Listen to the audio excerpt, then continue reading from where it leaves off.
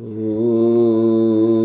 पूर्णमदः पूर्णमिदं पूर्णात् पूर्णमुदच्यते पूर्णस्य पूर्णमादाय पूर्णमेवावशिष्यते। ॐ शान्तिः शान्तिः शान्तिः। शङ्करं शङ्कराचार्यं केशवं बादरायणं सूत्रभाष्यकृतौ वन्दे भगवन्तौ पुनः पुनः। ईश्वरो गुरुरात्मेति मूर्तिभेदविभागिने व्योमवद्व्याप्तदेहाय दक्षिणामूर्तये नमः। गुरुर्ब्रह्मा गुरुर्विष्णु गुरुर्देवो महेश्वरः गुरुः साक्षात् परं ब्रह्म तस्मै श्रीगुरवे नमः। वसुदेवसुतं देवं कंसचाणूरमर्दनं देवकी परमानन्दं कृष्णं वन्दे जगद्गुरुं कृष्णं वन्दे जगद्गुरुं।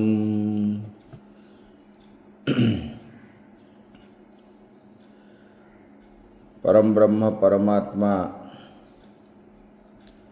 भगवान श्री कृष्ण के श्री चरणों में सत सत नमन करते हुए मंचस्थ महात्माओं के श्री चरणों में सत सत नमन।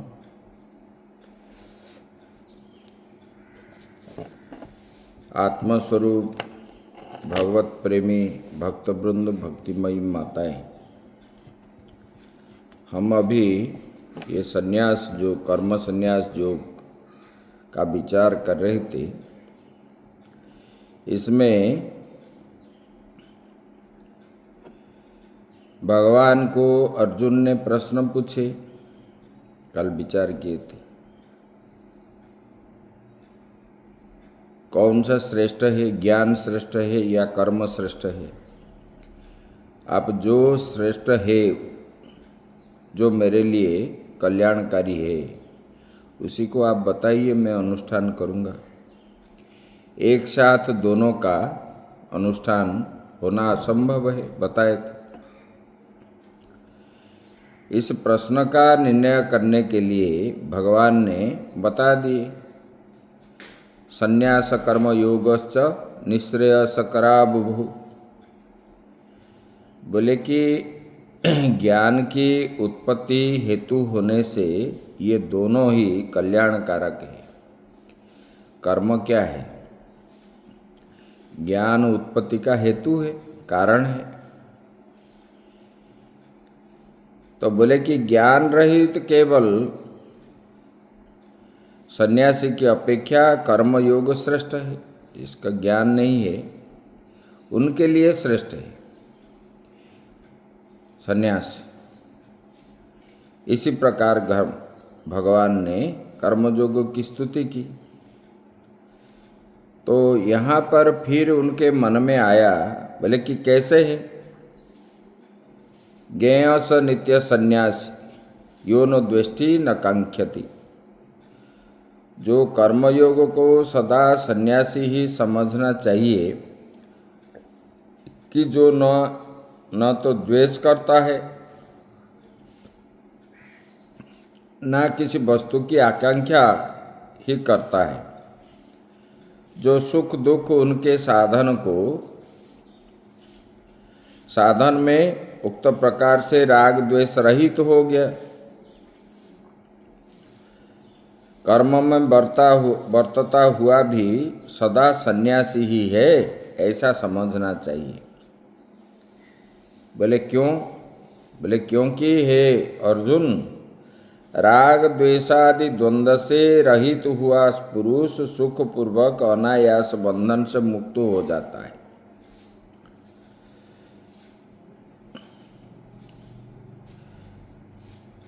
बोले कि संन्यास कर्मयोगयो भिन्न पुरुषानुष्ठेयो विरुद्धयो फले अपि विरोधो युक्तो न तो उभयो निःश्रेयसकरत्वम् एव इति प्राप्ते इदम उच्यते। बोले कि भिन्न पुरुष द्वारा अनुष्ठान करने योग्य परस्पर विरुद्ध कर्म संन्यास और कर्म योगों के फल में भी विरोध होना चाहिए। दोनों का कल्याण रूप एक ही फल जो है आप बोलते हो, ये कहना ठीक नहीं है। ये शंका को समाधान करने के लिए भगवान ने यहाँ पर बोले, सांख्य योगौ पृथक बाला प्रवदन्ति न पंडिताः एकमप्यास्थितः सम्यग् उभयोर्विन्दते फलम्। सांख्य योगौ पृथक विरुद्ध भिन्न फलों। भगवान यहाँ पर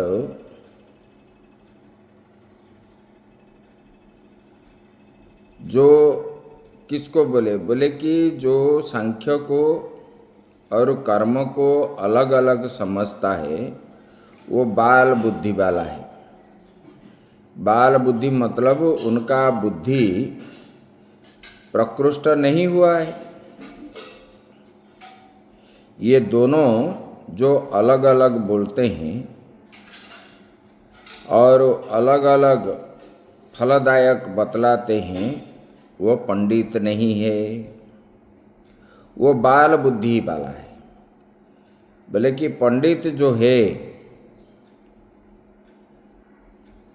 भगवान ने बोले प्रवदन्ति न पंडिताः।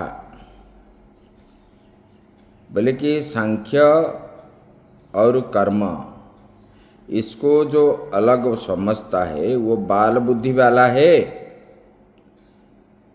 प्रवदन्ति कहते हैं लोग, बोले कि न पंडिताः, उनको पंडित नहीं मानते। एकम अपि आस्थितः सम्यग् उभयोर्विन्दते फलम्। बोले कि पंडिताः तु ज्ञानिनः एकम फलम अविरुद्धम इच्छन्ति। बोले कि ये अपंडित जो है वो दोनों को अलग अलग देखते हैं, लेकिन पंडित जो है ज्ञानी वो दोनों का अविरुद्ध और एक ही फल मानते हैं। बोले कथम,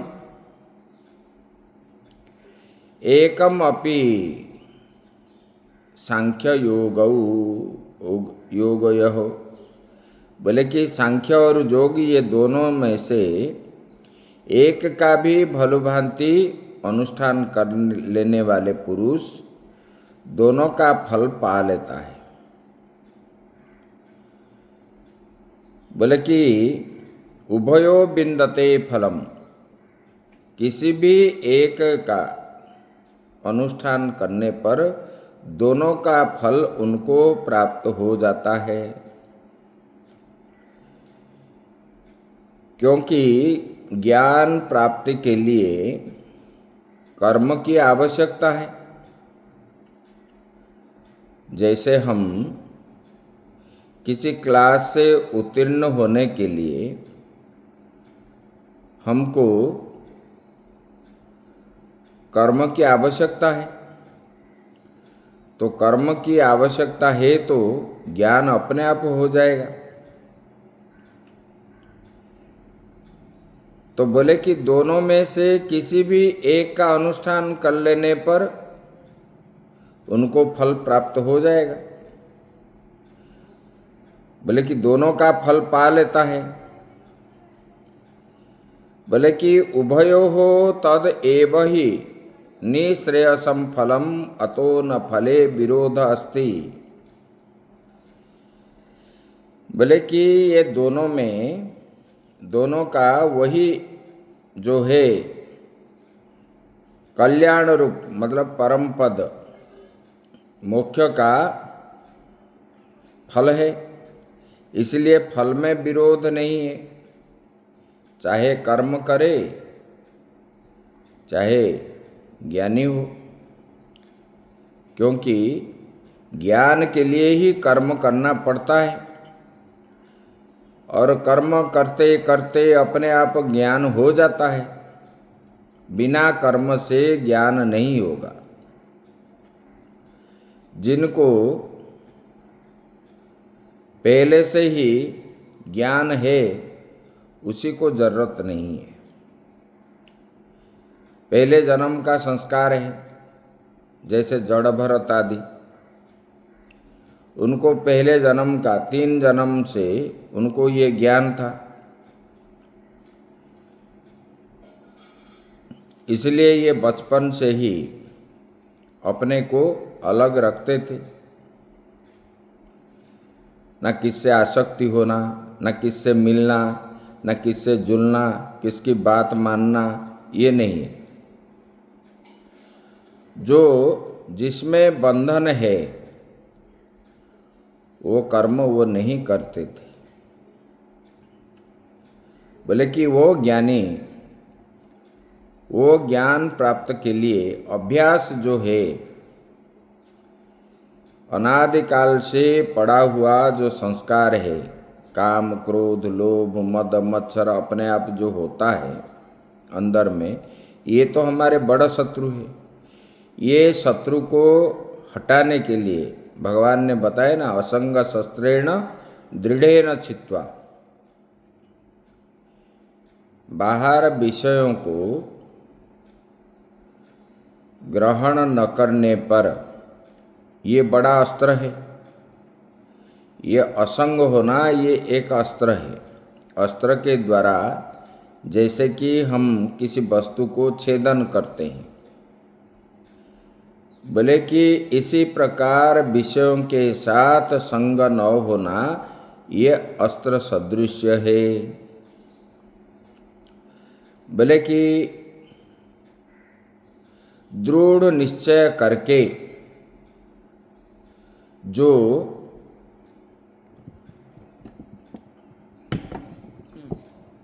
विषय को ग्रहण नहीं करता, बोले कि ऐसे असंग शस्त्र बता रहे हैं। बोले कि ऐसे कर्म करते करते दीर्घ दिन करने पर ज्ञान हो जाएगा।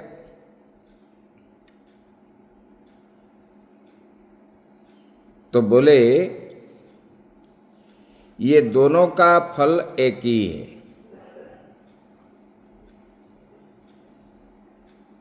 ये दोनों का फल जो है एक ही है, लेकिन जो अलग अलग मानते हैं वो अज्ञानी है, उनको पंडित नहीं बोलते, उनका बुद्धि प्रकृष्ट नहीं हुआ है, बाल बुद्धि है, ऐसे बोलते हैं।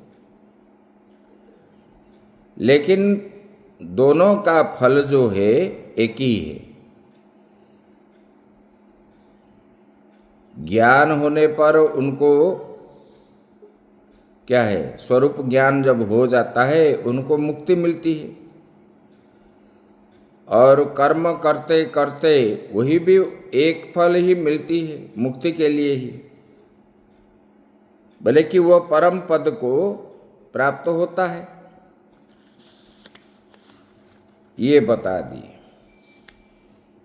इधर बता रहे एकस्य अपि सम्यक अनुष्ठानात् कथम उभय फलम विन्दते। एक का भी भली प्रकार अनुष्ठान कर लेने से दोनों का फल कैसे पा लेता है। मन में ये शायद शंका आएगा। भगवान ने जब बताए, बोले किसी भी एक का फल, एक का अनुष्ठान करने पर बोले कि दोनों का फल एक ही है, उसको पा लेता है। जब इस प्रकार बताए तो बोले कि ये शायद अर्जुन के मन में शंका आएगा। बोले कि एक भी भली प्रकार अनुष्ठान कर लेने से दोनों का फल कैसे पा लेता है। यहाँ पर भगवान यही विचार करके ये श्लोक बताते हैं। यत् संख्यै प्राप्यते स्थानम तद्योगैरपि गम्यते। एकं सांख्यं च योगं च य पश्यति स पश्यति। यत् सांख्ययी मतलब ज्ञान निष्ठैः, सांख्य योगी द्वारा अर्थात ज्ञान निष्ठा युक्त सन्यासियों द्वारा, बोले कि सन्यासी भी प्राप्यते स्थानम, बोले जो ज्ञानी है वो कौन सी स्थान को प्राप्त होता है? परम पद को, मोक्ष को प्राप्त होता है। बोले कि मोक्ष नामक स्थान प्राप्त किया जाता है। बोले कि तद योगई अपि, बोले कि जोगी भी कर्म के द्वारा उसी मोक्ष को ही वो प्राप्त करता है।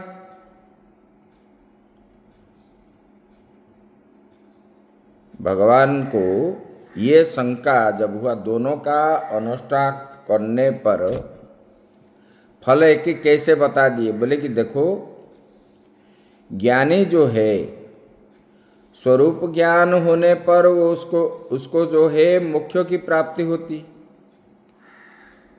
और जोगी जो है कर्म करने पर बाद में अंत में उनको जो है करते करते करते वो भी मोक्ष को प्राप्त होता है।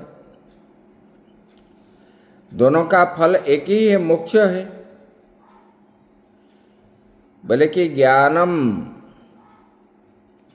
प्राप्त्युपाय उपायत्वेन ईश्वरे समर्प्य कर्माणि आत्मनः फलम अनभिसंधाय अनुतिष्ठन्ति ये ते योगिनः तैः अपि परमार्थ ज्ञान संन्यास प्राप्ति द्वारेण।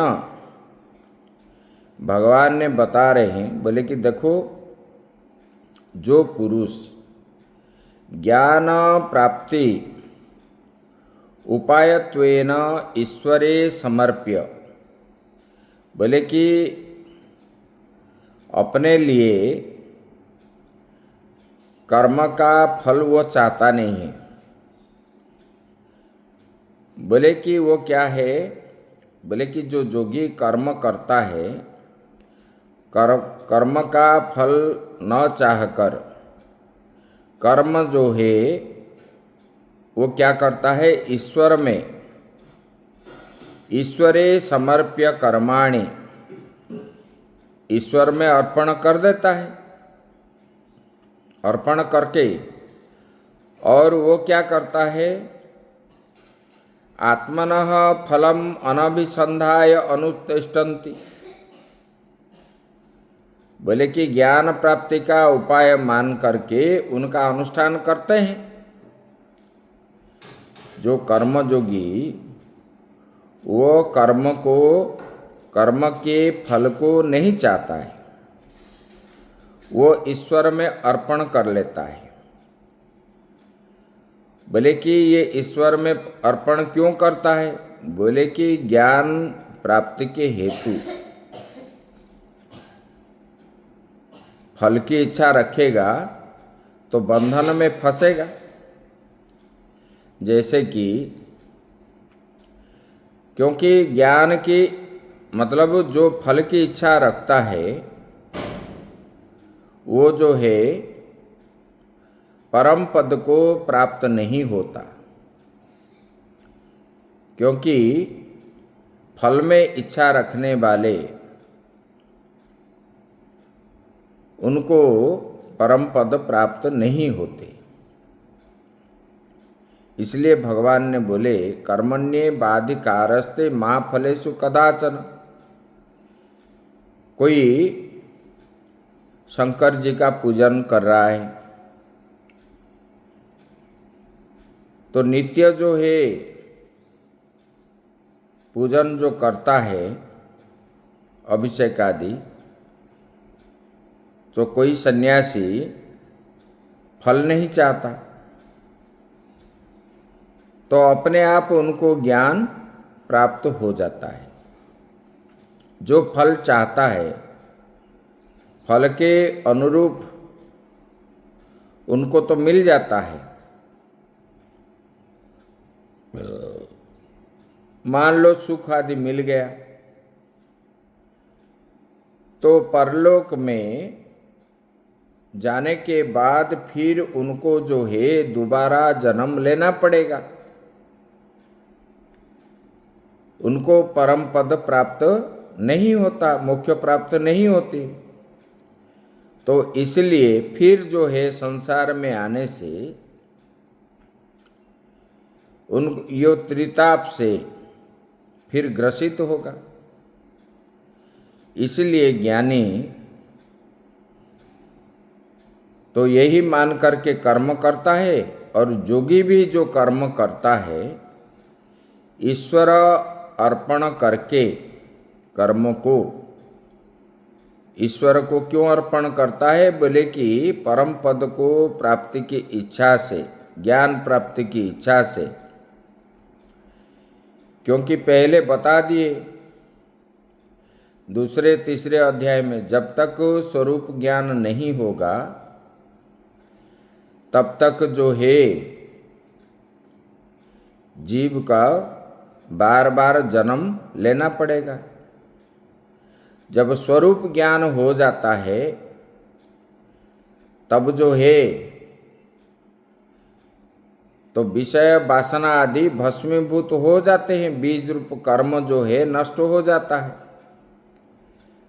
और बीज जब नष्ट हो गया, वासना रूप इच्छा रूप जो बीज है वो जब नष्ट हो जाता है, जैसे बीज नष्ट होने पर उनको लगाने से पेड़ पौधे नहीं होते, इसी प्रकार मनुष्य का कर्म रूपक बीज जब नष्ट हो जाता है उसको दोबारा जन्म नहीं होता। तो उनको जो है मोक्ष की प्राप्ति होती है, हो जाता है। तो कर्म जो करता है जोगी, वो ज्ञान प्राप्ति की इच्छा से ही वो कर्म करता है, और फल जो है ईश्वर को अर्पण कर लेता है, अपने के लिए कुछ भी नहीं रखता। अभी तो सुख मिल जाएगा,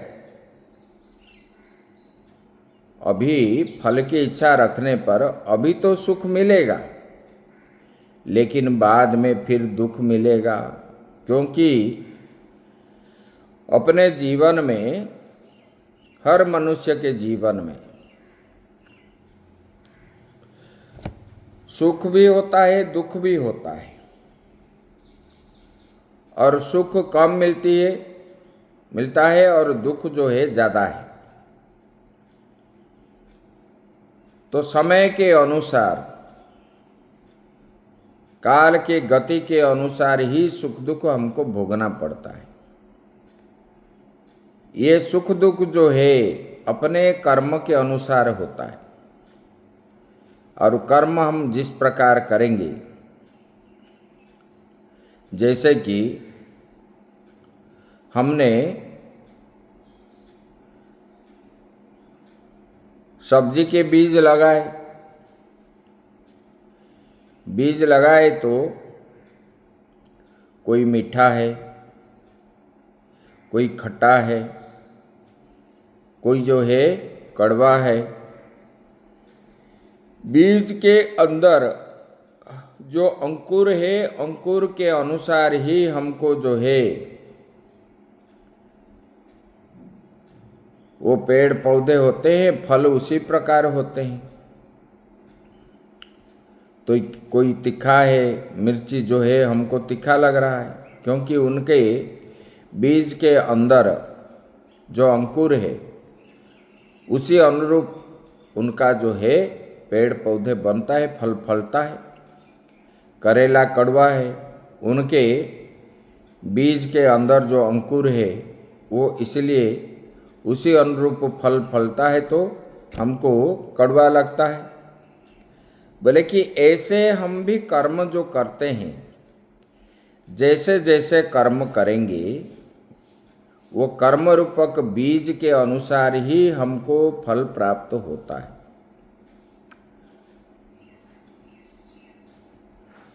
पुण्य कर्म करेंगे तो पुण्य का फल मिलेगा, पाप कर्म करेंगे तो पाप का फल जो है हमको भोगना पड़ेगा। क्योंकि ये कर्म भूमि है, यहाँ पर सबको कर्म करना पड़ता है। ये कर्म के अनुरूप ही हमको फल मिलती है। तो इसीलिए जोगी जो कर्म करता है, बोले कि ये क्यों करता है? क्योंकि वो जानता है ये कर्म में बंधन है, सांसारिक कर्म में। इसलिए वो प्रवृत्ति मार्ग को त्याग करके निवृत्ति मार्ग को पकड़ता है और अनेक जन्मों का जो कर्म रूपक बीज है उनको नष्ट करने के लिए निष्काम भाव से कर्म करता है। अपने कर्म का फल जो है ईश्वर को अर्पण कर लेता है। अंत में करते करते करते ऐसे कि 1 दिन 2 दिन 5 दिन 1 महीने में नहीं होगा।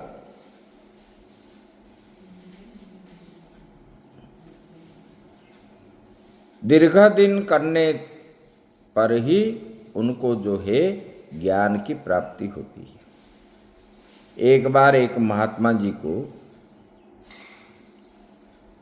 किसी भगत ने पूछने लगा कि स्वामी जी, आप अपने मन को जीत लिया? तो ये प्रश्न का उत्तर देने के लिए बोले हम बाद में बताएंगे।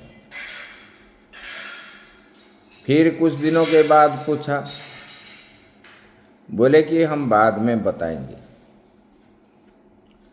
ऐसे बोलते बोलते बहुत साल हो गया। जब उन्होंने जाने का समय आ गया और कुछ समय के बाद वो इस लोक से चले जाएंगे, उसी दिन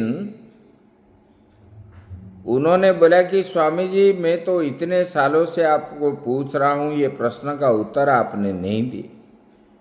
बोले कि हाँ, मैंने जीत लिया। इसका मतलब है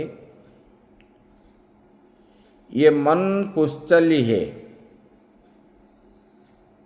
कभी क्या होगा कोई बता नहीं सकता। और रास्ते में हम जा रहे हैं, हर क्षण में हमको विभिन्न प्रकार के विपत्तियां आगे पड़े हैं। कब क्या होगा कुछ पता नहीं चल। इसलिए इसको पार करने के बाद ही उन्होंने बता दिए, हम जो है अपना जीवन यात्रा जो है, जीवन यात्रा में सफल हुए। कोई बता नहीं पाएगा कि मैंने मन को जीत लिया। नारद जैसे ज्ञानी, उनको भी जो है मोह में फंस गए थे।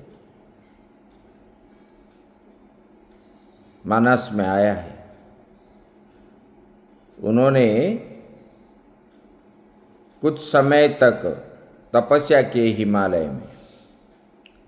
कामदेव ने गए थे। जब कामदेव गए थे और कामदेव लौट करके आ गए,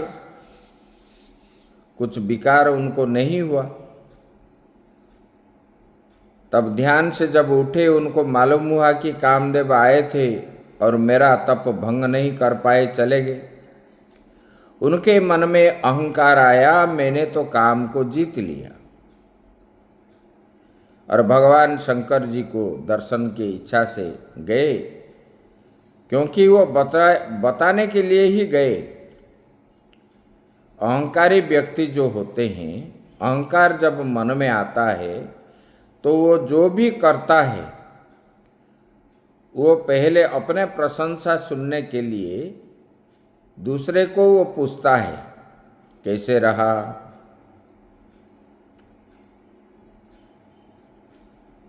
तो ये अहंकार का लक्षण है। तो इनके मन में ये अहंकार रूपक बीज जब उत्पन्न हुआ, पेड़ पौधे होने लगे, तब जो है नारद जी वहाँ पर गए। तब शंकर जी को जब बताए मैंने काम को जीत लिया, शंकर जी ने बोले ये आपको शोभा नहीं देता नारद जी, ये मुझे बता दिए लेकिन और दूसरे को नहीं बताओ। फिर ब्रह्मलोक में गए, ब्रह्मा जी को भी यही बोले। फिर विष्णु लोक गए, विष्णु लोक में विष्णु भगवान को दर्शन किए और विष्णु भगवान को भी यही बताए। तो भगवान के मन में हुआ कि मेरे भक्तों के अंदर जो है विष वृक्ष कहाँ से आ गया। तो भगवान ने बोले अच्छा है, अगर आपने काम को जीत लिया तो ये तो बड़ी अच्छी बात है।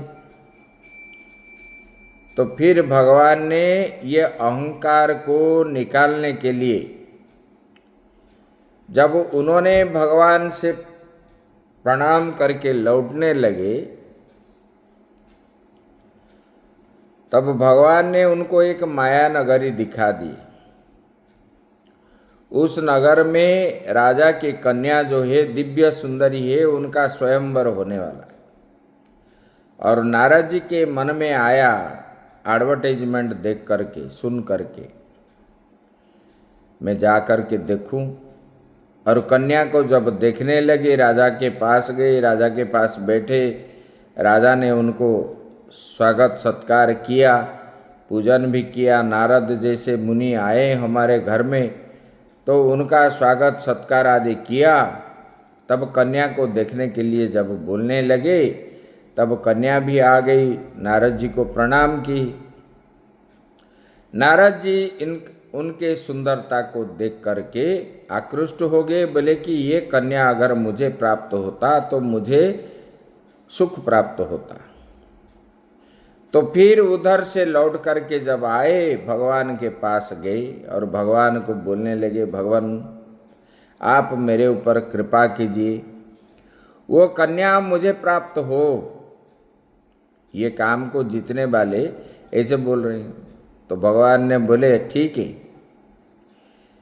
नारद जी बोले कि मेरे लिए जो अच्छा है वही कीजिएगा। और भगवान ने बोले कि ये महात्मा के लिए अच्छा क्या है, ये तो बंधन होगा। इसलिए भगवान ने स्वयंवर का दिन आ गया और नारद जी गए और वहाँ पर बैठे तो भगवान ने उनका रूप जो है बंदर के मुख बना दी। ऐसे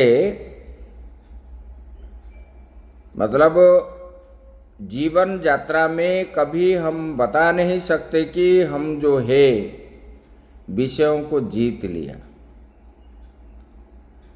कि सबको जान लिया, कब क्या होगा पता नहीं चलता।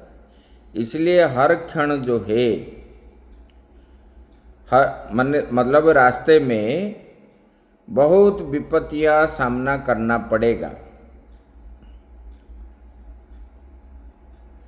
जीवन यात्रा हम जो कर रहे हैं इसलिए कभी सुख आता है कभी दुख आता है। ये यात्रा में दुख ज़्यादा है और उसको जो पार करके जाता है वो चल जाता है। इसलिए जोगी निवृत्ति मार्ग को पकड़ करके निष्काम भाव से कर्म करता है, ज्ञान प्राप्ति की इच्छा से। भगवान यही बता रहे बोले कि एकम सांख्यम च योगम च यह पश्यति स पश्यति। बोले कि इसलिए फल में एकता होने के कारण जो सांख्य और योग एक देवता देखता है वही यथार्थ दिखता है, इसमें भिन्नता नहीं है। यहाँ पर भगवान ने बोले कि यह तो कर्मयोगो वैदिक स तद अर्थात योगः संन्यास इति च उपचर्यते। बोले कि ये वैदिक कर्मयोग मतलब निष्काम कर्मयोग जो है वो तो उसी ज्ञान योग के साथ योग का साधन है। निष्काम कर्म मतलब क्या है? कर्म योग का साधन है। फल की इच्छा रखोगे तो बंधन में पड़ोगे। निष्काम कर्म मतलब वही ज्ञान प्राप्ति की फल ही है। ये ज्ञान योग का साधन होने के कारण गौण रूप से योग और संन्यास कहा जाने लगा है। उसी का साधन ही है। बोले कैसे? कथम तदर्थम, तब जो है वो बता रहे हैं। संन्यासस्तु महाबाहो दुःखम आप्तुम मयो गतः योगयुक्त मुनिर्ब्रह्म न चिरेणाधिगच्छति। बोले कि संन्यासस्तु महाबाहो दुःखम आप्तो मयो गतः।